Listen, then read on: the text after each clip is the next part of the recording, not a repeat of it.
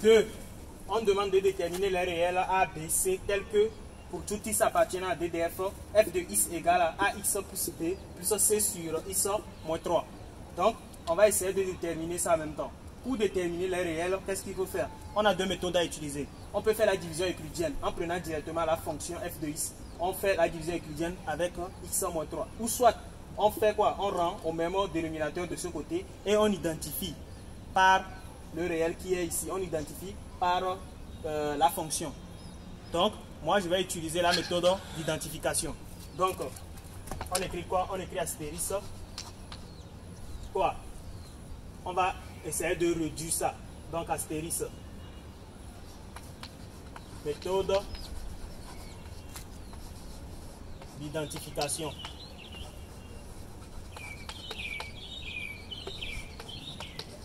Méthode d'identification.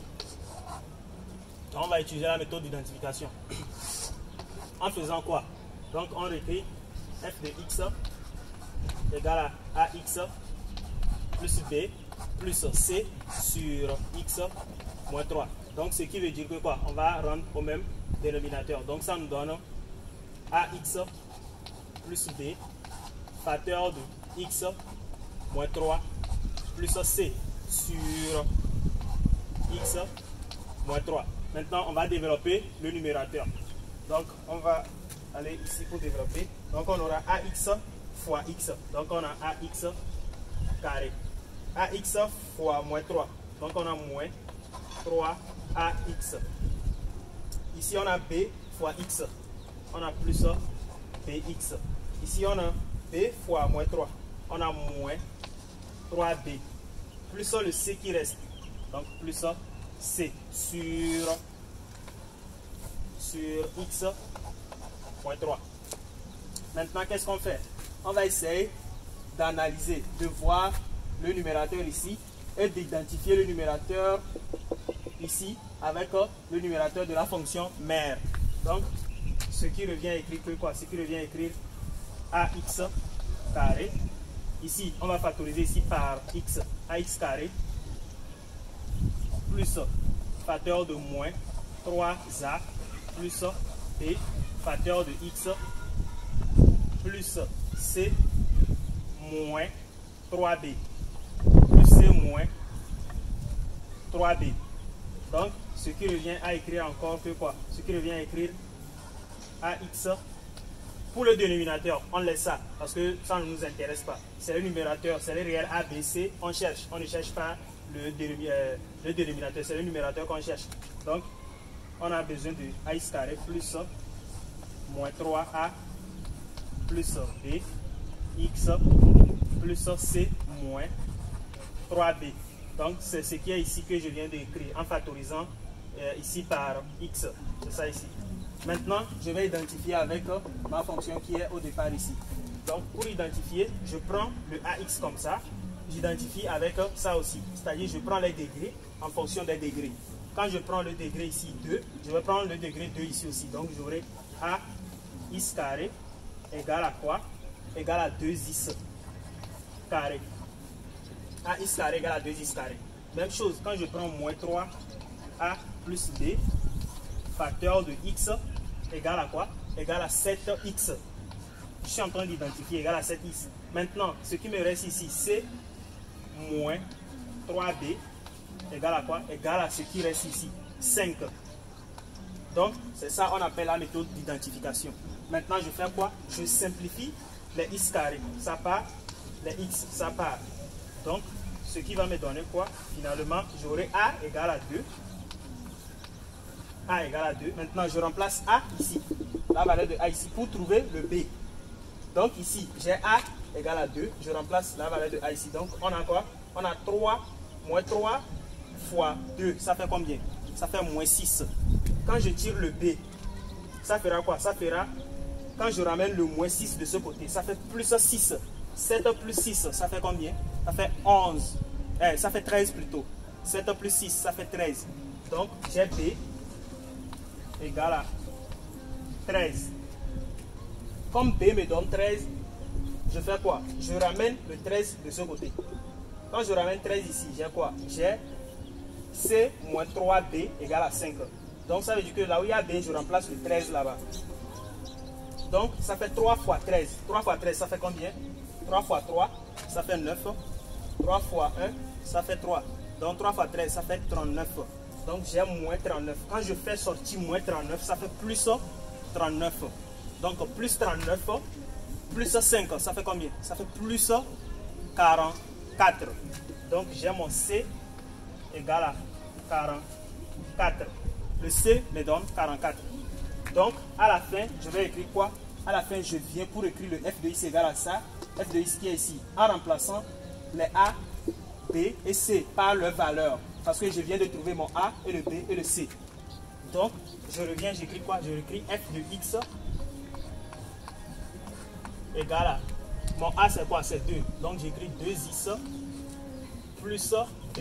B c'est combien? 13. Plus 13 plus 44 sur X moins 3. Et j'encadre. Et j'encadre. C'est mon F de X. Mon réel A et B qu'on m'a demandé, c'est ça ici, A, B, C. Et je reviens, j'écris les réels A, virgule, B, virgule, B et C sont 2 points. A égale à 2. J'encadre.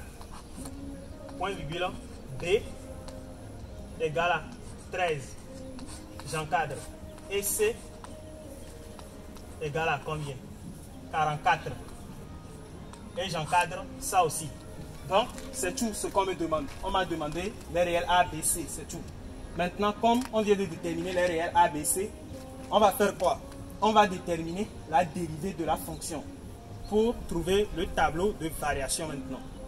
Donc, on va faire 3. On demande de montrer que la droite d'état d'équation y égale à 2x plus 13 est une asymptote AC. Donc, quand on demande ce genre de questions, qu'est-ce qu'il faut faire? Après avoir fini de déterminer le f de x, c'est-à-dire de déterminer les réels A, B, C, c'est en ce moment qu'on pose ce genre de questions. Donc, il faut être vigilant, un peu vigilant en classe, ou soit un peu vigilant sur ton épreuve et savoir ce qu'on te demande. Donc ici, on demande de démontrer que la droite d'équation là est une asymptote AC. Donc, comme on vient de nous donner une droite d'équation, là, on va prendre notre f de x en faisant quoi? En calculant la limite quand x tend vers moins l'infini et la limite quand x tend vers plus l'infini de f de x qui est ici, moins la droite d'équation y, pour voir ce qu'on va trouver. Donc, on fait ça en même temps.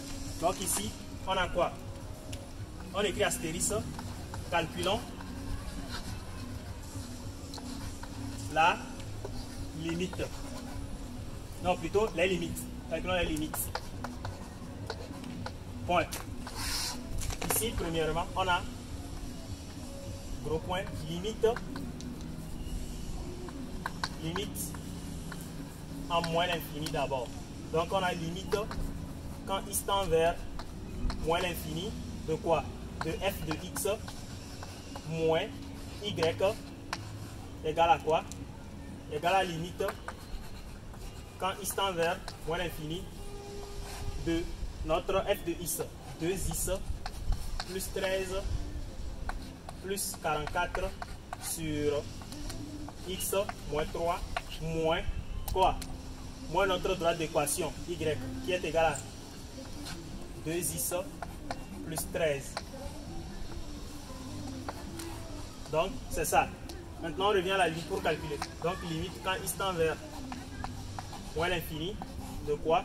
Quand on calcule bien, on verra que ça là et ça là seront simplifiés. C'est-à-dire 2x plus 13 moins facteur de 2x plus 13 seront simplifiés ensemble. Donc, ça va nous rester 44 sur x moins 3. Maintenant, la limite quand x tend vers moins l'infini de 44 sur x moins 3, ça va nous donner quoi? Il suffit juste de remplacer moins l'infini là où il y a x. Notre x se trouve au dénominateur. Quand on remplace x là-bas, on a quoi? On a 44 sur moins l'infini. Donc, ça nous donne 44 sur moins l'infini. Or, réel sur infini donne 0. Donc, ce qui nous donne limite quand x tend vers moins l'infini de f de x moins y égale à quoi? Égale à 0. Maintenant, ça reste à calculer la limite quand x tend vers plus l'infini aussi. Donc, on fait un gros point comme ça. Limite en plus l'infini. Donc, ça veut dire que limite quand x tend vers plus l'infini de f de x moins y. Donc, ça va me donner limite quand x tend vers plus l'infini de quoi? De notre f de x. C'est 2x plus 13. 2x plus 13 plus 44 sur x moins 3. Maintenant, moins la droite d'équation y qui est égale à 2x plus 13 encore. Et on ferme comme ça. Maintenant, quand on calcule bien, on voit que les deux là se simplifient. Donc, ça nous reste limite quand x tend vers plus l'infini de quoi? De 44 sur x moins 3. Et quand on calcule la limite de ça en plus l'infini, on va trouver 0. Car c'est ici seulement qu'on va remplacer plus l'infini. Et ça va nous donner 44 sur plus l'infini, qui nous donne 0. Car réel sur infini donne 0. Donc, on va conclure que limite, quand x tend vers plus l'infini de f de x moins y égale à 0.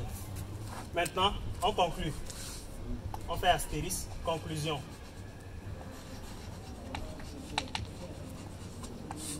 Deux points. Comme limite quand x tend vers plus ou moins l'infini de f de x moins y égale à 0, alors la droite d'équation delta y égale à 2x plus 13 est une asymptote oblique. Asymptote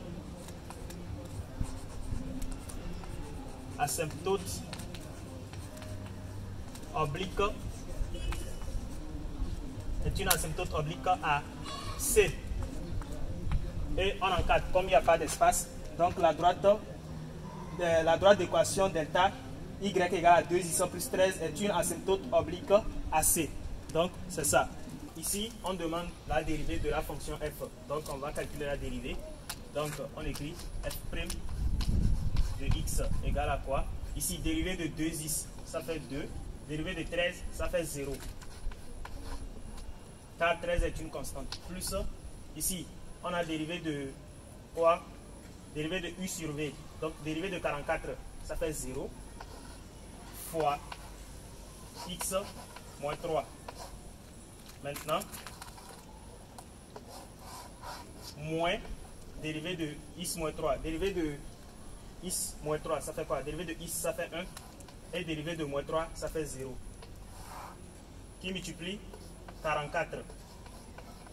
Maintenant, sur x moins 3, le tout au carré. Maintenant, on revient à la ligne pour calculer f'. Donc, on a 2. Ici, 0, ça part. Ici, 0 fois tout ce qui est ici, ça donne 0. Ça part. Ici, moins 1 fois 44. Donc, on a moins 44 sur x moins 3, le tout au carré. Donc, on peut rendre au même dénominateur. Donc, on a f' de x égale à x moins 3 le tout au carré fois 2. Donc, ça fait 2 facteur de x moins 3 le tout au carré, ça fait x carré moins 6x plus 9 moins 44 là, qui est ici, sur x moins 3 le tout au carré. Ensuite, on a f' de x égale à quoi? On développe. On a 2 fois x carré. On a 2x carré. 2 fois moins 6. On a moins 12. X. 2 fois 9. On a plus 18. Moins 44. Moins 44. Sur x moins 3 le tout au carré. On revient en haut pour réduire. Donc finalement on a f' de x égale à quoi? x moins 3, le tout carré qui est au dénominateur, on écrit ça d'abord pour ne pas oublier. Ici, on a 2x carré. On a moins 12x. Maintenant ici, on a 18 moins 44. On va calculer. Donc, ça fait comme 6. Donc, ça fait moins 26 ici. Donc, on peut encadrer en même temps notre f' de x. Maintenant, on va chercher le signe de la dérivée. Donc, on écrit astérisque. Signe de la dérivée.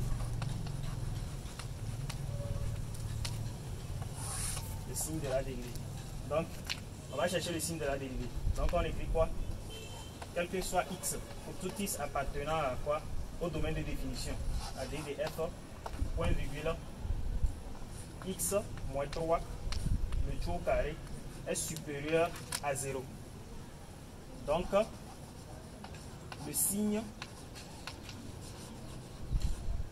de f' de x dépend du numérateur, dépend du numérateur. Donc, on revient à la ligne, on écrit posons. Le numérateur égal à 0. Donc, c'est-à-dire 2x carré moins 12x moins 26 égale à 0. Donc, ici, on fait quoi? On factorise. Ou soit on fait delta. D carré moins 4ac. Donc, je vais factoriser d'abord pour simplifier certaines tâches. Donc, je factorise par 2. Donc, j'ai x carré moins 6x moins 13 égale à 0. Maintenant, je fais quoi? J'essaie de faire delta discriminant avec ce qui est ici. Donc, j'applique discriminant delta égale à quoi? B carré moins 4ac. Mon B, c'est ça qui est moins 6. Donc, j'ai moins 6, le tout au carré, moins 4. Mon A ici, c'est 1. Parce que le 2 là, je ne prends plus compte de ce 2 là. Donc, j'utilise ce qui est à l'intérieur. Donc, ça veut dire que mon B, c'est moins 6. Mon A, c'est 1. A et le C, c'est moins 13. Donc, delta égale à quoi? Moins 6 au carré, ça fait 36. Moins fois plus ici, ça fait plus 4 fois 13. 4 fois 3, ça fait 12. Je retiens 1. 4 fois 1, ça fait 4 plus 1, 52. Plus 1, ouais, ça fait 52 au total. 4 fois 13, ça fait 52. Donc, delta égale à quoi? 52 plus 36, ça fait combien? Ici, 50 plus 30, ça fait 80. Ouais, 50 plus 30, ça fait 80. 80 plus 8. 80 plus 8, ça fait combien? 80 plus 8, ça fait... Ouais, 80 plus 8, ça fait 88. Mon delta égale à 88. Je vais chercher la racine carrée de delta. La racine carrée de delta va me donner quoi? La racine carrée de 88, ça fait combien? Je vais essayer de faire ça en même temps. Racine carrée de mon delta, racine carrée de 88, ça fait 2. Racine carrée de 22. Donc, je reviens ici pour déterminer mon is1 et is2. Donc, je reviens ici. Is1 égale à quoi? Bon, d'abord, comme racine carrée de delta est supérieure à 0, l'équation admet deux solutions distinctes, is1 et is2. Donc, c'est is1 que je vais déterminer ça. Donc, déterminons is1 d'abord. Is1, ça fait quoi? Ça fait moins b moins racine carrée de delta sur 2a. Donc, mon b, c'est quoi? C'est moins 6. Donc, moins facteur de moins 6, ça fait combien? Ça fait plus 6. Moins racine carrée de delta. Mon racine carrée de delta, c'est 2 racine carrée de 22 sur 2a. Mon a, c'est combien? C'est 1 ici. Donc, 2 fois 1, ça fait 2. Maintenant, mon is2. Mon is2 égale à quoi? Moins b plus racine carrée de delta sur 2a. Moins b, ça fait 6 plus racine carrée de delta, 2 racine carrée de 22 sur 2a. Mon a, c'est 1. 2 fois 1, ça fait 2. Maintenant, je simplifie. Mon is1 égale à 3 je simplifie par 2, 2 moins x est égal à 3 moins racine carrée de 22. Et mon x2 égale à 3 plus racine carrée de 22. Maintenant, je fais quoi? Je dresse le tableau de signes. Donc, on écrit tableau de signes. Dans le tableau de signes, on va placer le domaine de définition d'abord, avant de placer les x1 et x2 qu'on vient de trouver. Donc, on a x ici, le moins l'infini. Le domaine de définition, on avait trouvé r privé de 3, ici, plus l'infini. On trace comme cela. Ici aussi, on trace comme ça. Et on trace comme ça. Maintenant, on place quoi? On place le x moins 3, le tout au carré. Parce que lui, il est déjà positif. Ensuite, on cherche quoi? On place 3 moins racine carrée de 22. 3 moins racine carrée de 22 se trouve à partir d'ici. Donc, je vais écrire x1 ici. Maintenant, 3 plus racine carrée de 22 se trouve ici. J'écris x2. Maintenant, ici, x moins 3, le tout au carré s'annule en 3 ici. Donc, il est positif dans toutes les cases. Il est positif dans toutes les cases. Maintenant, je cherche quoi?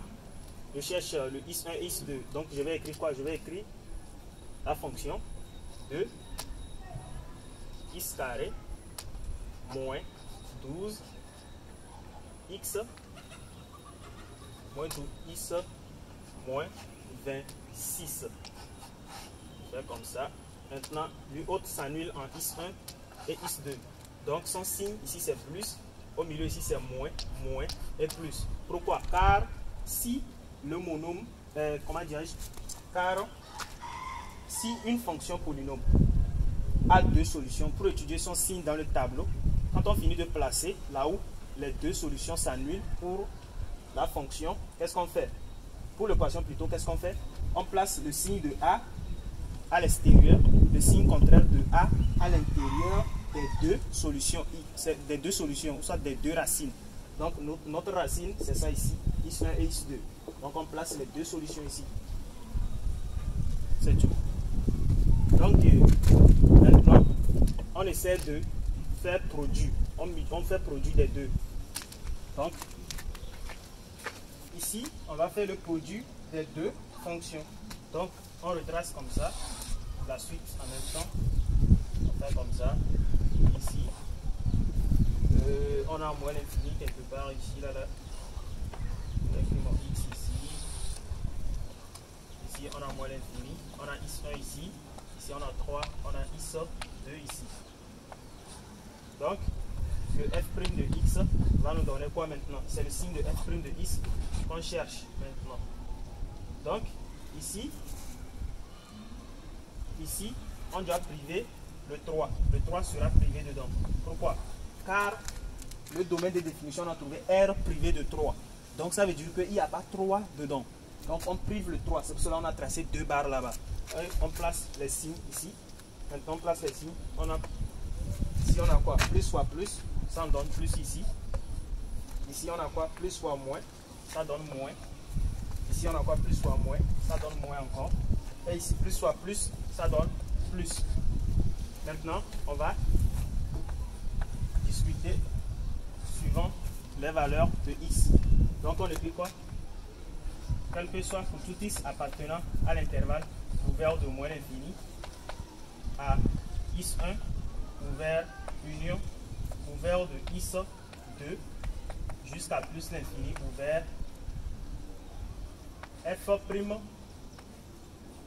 jusqu'à plus l'infini ouvert f' de x est quoi? Est supérieur à 0. Point virgule. Alors f est strictement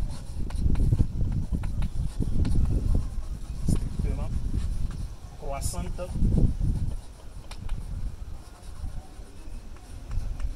sur l'intervalle ouvert de moins l'infini à x1 ouvert et sur l'intervalle ouvert de is2 à plus l'infini ouvert. De même chose aussi pour is1 et is2, is1 et is3 et is3 et is2. Donc on fait ça en même temps. Ici on a un gros point, ici deuxième point. On a pour tout is appartenant à l'intervalle ouvert de is1 point virgule is1 point virgule 3 ouvert union ouvert de 3 à is2 ouvert f' de x est inférieur à 0 point virgule, alors f est strictement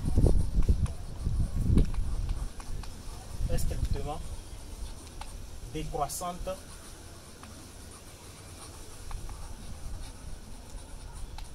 sur l'intervalle ouvert de is1 point virgule 3 ouvert et sur l'intervalle ouvert de 3 à is2 ouvert. Donc c'est ça, c'est comme ça on étudie le sens de variation, c'est le sens de variation ça. Maintenant on va dresser le tableau de variation. On vient de déterminer le signe de la dérivée. Après ça, on détermine le sens de variation, c'est le sens de la variation ça. Et maintenant on dresse le tableau de variation. Maintenant ici, on va dresser le tableau de variation 5. Donc pour le tableau de variation, maintenant on va écrire quoi ici? Après avoir placé moins l'infini, le is1 c'est ça qu'on avait trouvé, 3 moins racine carrée de 22. Et le is2 on avait trouvé 3 plus racine carrée de 22. Donc on va placer les signes maintenant. Donc on fait comme ça. Pour placer les signes, on écrit f' de x ici. Les signes c'est quoi ici? De moins l'infini jusqu'à 3 moins racine carrée de 22. C'est quel signe? On avait plus un signe positif. On écrit. Au milieu ici on a un signe négatif. Et au final plus. Maintenant, qu'est-ce qu'on va faire? On va écrire variation de f ici. Maintenant ici on voit que l'intervalle de moins l'infini jusqu'à 3 moins racine carrée de 22, la fonction croît. Donc ça veut dire que ici ça croît comme ça. Maintenant on va chercher l'image de 3 moins racine carrée de 22 pour mettre ici. Donc on va écrire, on laisse ça d'abord. Maintenant de 3 moins racine carrée de 22 à 3, ça décroît comme cela. Ça décroît comme cela. Ça décroît. Maintenant de ce côté, on a l'intervalle de 3 jusqu'à 3 plus racine carrée de 22. Ça décroît là-bas aussi. Comme cela. Maintenant, l'intervalle de 3 plus racine carrée de 2 jusqu'à plus l'infini, ça croît. Donc, on a quelque chose comme ça. Maintenant, ce qu'on va faire, on va essayer de compléter le tableau. Parce que ce n'est pas encore fini. On va compléter le tableau avec les limites qu'on avait calculées dans l'exercice précédent. Donc, la limite quand il se tend vers moins l'infini, on avait trouvé quoi? On avait trouvé moins l'infini. Donc, j'écris moins l'infini ici. Et j'encadre. Maintenant, la limite quand il se tend vers 3 de valeurs inférieures comme cela, quand on avait calculé, on avait trouvé moins l'infini aussi. Donc, j'écris moins l'infini. Ensuite, la limite quand il s'en vers 3 de valeurs supérieures, on avait trouvé quoi? On avait trouvé plus l'infini. Donc j'écris plus l'infini là-bas et j'encadre. Et pour finir, la limite quand il s'en vers plus l'infini de la fonction, c'était plus l'infini qu'on avait trouvé. On écrit plus l'infini. Donc c'est ça, on vient de compléter notre tableau. Maintenant, on va calculer l'image de 3 moins racine carrée de 22 et 3 plus racine carrée de 22. Donc pour calculer l'image là, il suffit juste de remplacer dans la fonction f de x là, 3 moins racine carrée de 22, là où il y a le x, tu remplaces ça là-bas, et tu calcules, tu trouves ta réponse. 3 moins racine carrée de 2, on va écrire ça ici, 3 moins racine carrée de 22 est sensiblement égal à quoi? Bon, quand on calcule bien, on va voir que ça nous donne moins 1,69. Ouais, on s'arrête deux chiffres après la virgule. Donc, c'est ça. Maintenant, 3 plus racine carrée de 22 est sensiblement égal à, on va chercher ça tout de suite, est sensiblement égal à 7,69. 7,69. Donc, ce qu'on va faire maintenant, on va calculer l'image de ça là et l'image de ça. Maintenant, quand on calcule f de 3, bon, comme on sait que ça là est sensiblement égal à ça, donc je vais écrire ça là en même temps. J'écris moins 1,69 là-bas. Je calcule l'image de ça. Quand on calcule bien l'image de ça, on va trouver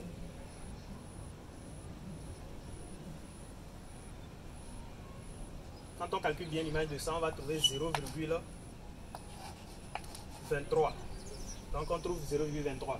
Maintenant, quand on calcule f de ça, 2 plus racine carrée de 22 là, donc c'est ça qui est sensiblement égal à 7,69. Quand on calcule son image, on trouve quoi? Quand on calcule l'image de ça, on trouve 37. Ouais, on trouve 37,76. Donc, c'est ça, on va écrire ça dans le tableau. Donc, comme l'image de ça, ça me donne quoi? Ça me donne 0,23. Et on encadre. Ici, ça me donne 37,76. Et on encadre comme cela. Donc, ce sont les images ça. Pour calculer l'image, j'ai bien dit que quoi? On prend le is1 pour remplacer dans la fonction mère. C'est-à-dire, on calcule l'image de ça. Si vous connaissez comment ce qu'on appelle l'image. L'image, c'est quoi? C'est de remplacer le is qui est ici par les x. C'est-à-dire, le is qui est égal à 3 moins racine carrée de 22 dans la fonction par x. Donc, on remplace ça ici, ici aussi, et on calcule, on voit ce qu'on va trouver. Donc, on voit que c'est ça, on trouve. La même chose ici aussi. Donc, on calcule bien et on trouve ça. Maintenant, on va faire quoi? On va dresser la courbe. On va dresser la courbe CF. Vous voyez que c'est fatigant, non? C'est toujours comme ça. La mathématique, c'est comme ça. Donc, on va dresser la courbe. Ok, ici, sans plus tarder, on va essayer de dessiner la courbe. Pour dessiner la courbe, bon, comme il n'y a plus de place sur le tableau, bon, pour que je dessine la courbe, j'ai décidé de vous dessiner la courbe en même temps sur l'application GeoGebra. Donc, le but, on va essayer de mettre la fonction dedans en même temps. Donc, je viens de placer la fonction dedans. J'ai déjà placé la fonction. La fonction, c'est f de x égale à 2x carré plus 7x plus 5 sur x moins 3. Donc, dans l'exercice, on avait déterminé l'asymptote verticale qui est x égale à 3, qui était l'asymptote verticale. C'est l'asymptote là, c'est ça qui est en bleu. Ensuite, on va essayer de déterminer encore l'asymptote oblique. On dézoome comme ça pour voir l'allure de la courbe. Donc, la courbe, ça quittait de quoi? De l'intervalle ouvert de moins l'infini à notre is1, on avait trouvé croissante. Maintenant, décroissante de is1 jusqu'à moins 3, on a vu, c'est décroissante. Donc, c'est ça. Maintenant, notre asymptote verticale, c'est ça qui est en bleu. Et l'intervalle dans lequel la courbe est décroissante encore, c'est de 3 à is2. Maintenant, c'est croissante de is2 jusqu'à plus l'infini. Donc, c'est ici, c'est de ce côté comme cela. C'est ici comme cela. Donc, c'est ça. Maintenant, les extrémums aussi, on a placé ça, c'est ça l'extrémum. Les extrémums, c'est ça. On a un minimum ici. De l'intervalle is2 jusqu'à plus l'infini, on a un minimum.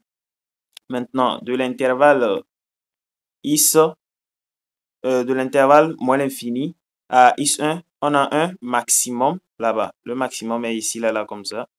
On a le maximum ici. Donc, on a le maximum là-bas. Donc, c'est le maximum qui est au milieu ici, là. Le maximum est au milieu là-bas.